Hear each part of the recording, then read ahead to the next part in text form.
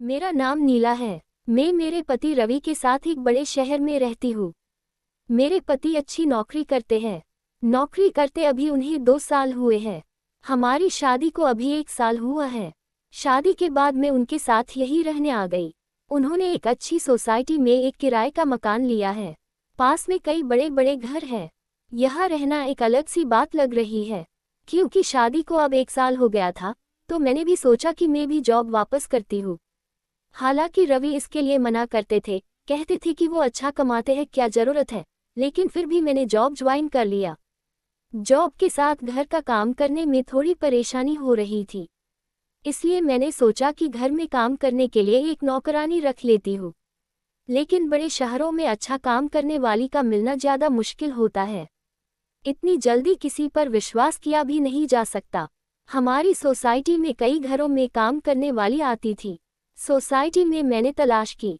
आसपास के घर में काम करने वाली से मैंने बात की, लेकिन कोई भी अब और ज़्यादा काम लेना नहीं चाहता था।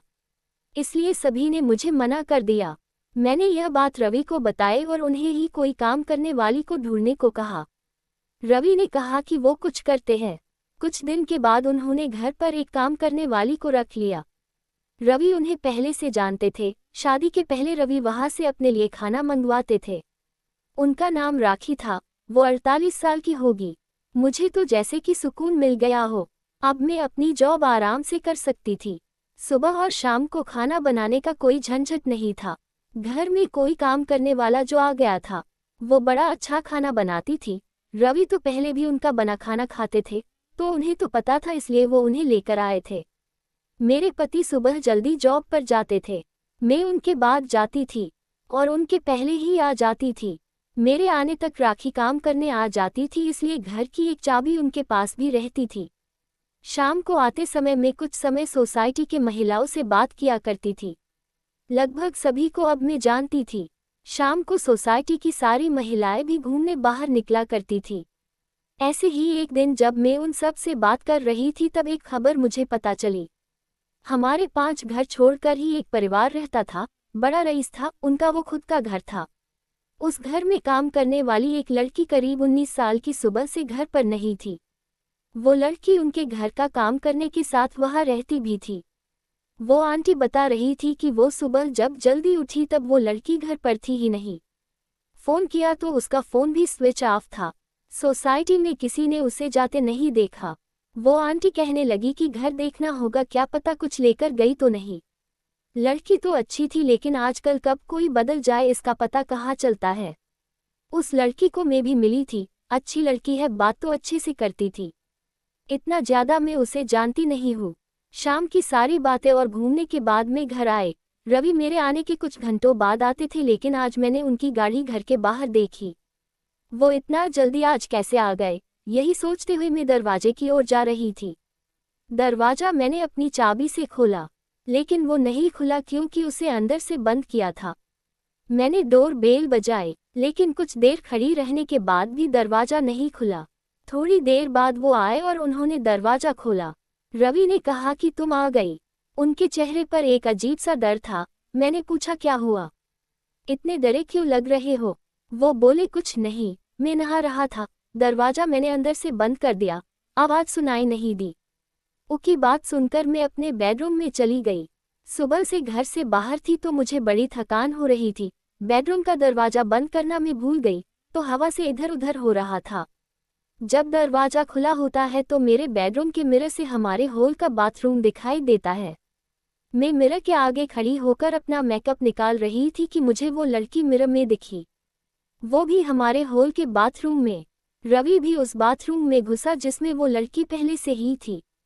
ये सब मैंने क्या देखा, मुझे यकीन ही नहीं हुआ। इतना दिखने के बाद मेरे बेडरूम का दरवाज़ा बंद हो गया हवा से। मुझे अब बाहर का कुछ दिखाई नहीं दे रहा था। मैं अपना सर पकड़कर अपने बिस्तर पर बैठ गई। मैं सोच रही थी बाहर जाकर देखूं और जो भी मैंने देखा वो सब गलत हो। मैं धीरे धीरे अपना बेडरूम का दरवाज़ा खोलने के लिए गई। मैंने दरवाज़ा खोला तो बाथरूम का दरवाज़ा तो खुला था। रवि और वो लड़की दोनों ही वहाँ नहीं थे। मेरी स्थिति उस समय क्या थी मैं बता भी नहीं सकती। मैं ये सोच रही थी कि रवि उस लड़की को कैसे जानता है। वो लड़की जब मैं यहाँ नहीं थी तब रवि के साथ क्या कर रही थी, और अब रवि उसे लेकर कहाँ गया है। मैंने सोचा कि मैं रवि को फ़ोन करूँ। मैंने उसी समय फ़ोन किया। रवि ने कुछ देर बाद फ़ोन उठाया। मेरे कुछ पूछने के पहले ही रवि ने कहा कि मुझे कुछ काम आ गया है, बस थोड़ी देर में आता हूँ। इतना कहकर रवि ने फ़ोन काट दिया। वो मुझसे झूठ बोल रहा था। आखिर ऐसा क्या कर रहा था जो उसे मुझसे झूठ बोलना पड़ रहा था। मैं अपने आंसू रोक रही थी, अपने दिल को समझा रही थी कि रवि से बैठकर एक बार बात कर ले, अभी से कुछ भी मत सोच, शायद कुछ और बात होगी। लेकिन फिर यही ख्याल आता कि आईने में मैंने उसे देखा। थोड़ी देर बाद हमारी काम वाली राखी भी आई गई। उसने मुझे इस तरह चिंता में देखा तो पूछा कि मैडम क्या हुआ। मैंने उसे कुछ नहीं कहा और अपने कमरे में चली गई। रवि करीब 2 घंटे बाद घर आए। उनकी शक्ल देखने पर मुझे गुस्सा आ रहा था। मैंने पूछा कि कहाँ गए थे। वो बोले ऐसे ही कुछ काम आ गया था। वो फिर मुझसे झूठ बोल रहा था। मुझे बहुत गुस्सा आ रहा था, लेकिन मैंने अपने गुस्से पर काबू किया क्योंकि घर में राखी थी। मैं नहीं चाहती थी कि यह बात बाहर जाए। मैंने सोचा कि रात में इस बारे में रवि से बात करूंगी। हम लोग दोनों खाने के लिए टेबल पर बैठे थे। राखी खाना लगा रही थी। खाने लगाने के बाद राखी बोली कि साहब बहुत अच्छा काम किया आज आपने। रवि बोले कि थोड़ा और लेट होते तो बस छूट जाती, इसलिए मैं आते ही चला गया। मैंने पूछा क्या बात हो रही है। राखी बोली कि मैडम वो लड़की थी जो यहाँ पड़ोस में उनके यहाँ काम करती थी और रहती थी। मैंने उनकी बात काटते हुए कहा, हाँ सोसाइटी में सुबह से नहीं है। कहाँ है? राखी ने फिर कुछ ऐसा बताया जो मैंने सोचा भी नहीं था। राखी ने कहा कि वो छोटे गांव की है। घर की हालत ठीक ना होने के कारण उसे यहाँ काम करना पड़ रहा था। लड़की अपने घर जाना चाहती थी लेकिन उस घर की मालकिन उसे जाने नहीं दे रही थी। उसे पैसे भी नहीं दे रहे थे। उस घर में दिन रात उसे 8 लोगों का काम करना पड़ता था। जब वो काम पर लगी थी तब सिर्फ 2 ही लोग थे, लेकिन थोड़े दिन बाद 8 लोग आ गए उन्हीं के परिवार के। उसने काम छोड़ने और जाने को कहा तो उन्होंने उसे कहा कि तुम नहीं जा सकती जब तक हमें कोई और दूसरी काम करने वाली नहीं मिलती। उसके पैसे भी नहीं दिए।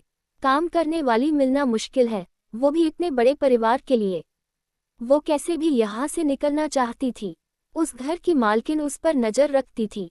उसकी हालत के बारे में मुझे पता चला। वो उस दिन सुबह आपके जाने के बाद यहाँ आ गई थी। आप लोग गए तब वो यही थी, बहुत रो रही थी। मैंने साहब को सारी बात बताई। अभी आपसे ज़्यादा मैं साहब को जानती हूँ, इसलिए मैंने आपको नहीं, उन्हें बताया। उसकी मदद करने को कहा, इसलिए साहब उसे उसकी घर की बस में बैठा कर अभी आए। रवि ने कहा कि इसलिए मैं ऑफिस से जल्दी आया। जब मैं आया तो वो बाथरूम में छिपी थी, डरी हुई थी। मैं उससे बात कर ही रहा था कि तुम आ गई और वो फिर बाथरूम में छिप गई। इतना सब जल्दी में हो गया कि तुम्हें बताने का समय ही नहीं मिला और मैं उसे लेकर बस स्टैंड चला गया। तुम्हारा फ़ोन आया तो मैंने सोचा कि घर जाकर आराम से सारी बात बताऊंगा। लड़की सीधी थी, वो खुश थी कि अपने घर जा रही है। राखी और रवि की बात सुन मुझे यकीन नहीं हुआ। राखी ने कहा कि बाहर छोटे शहर से काम करने वाले जो आते हैं वो भी इंसान होते हैं। ये बड़े लोग कब समझेंगे। अपने स्वार्थ के लिए उसे रख रखा था। उसकी बात सोचने लायक थी। इसी के साथ ही मेरे दिल ने एक तसल्ली भरी सांस भी ली।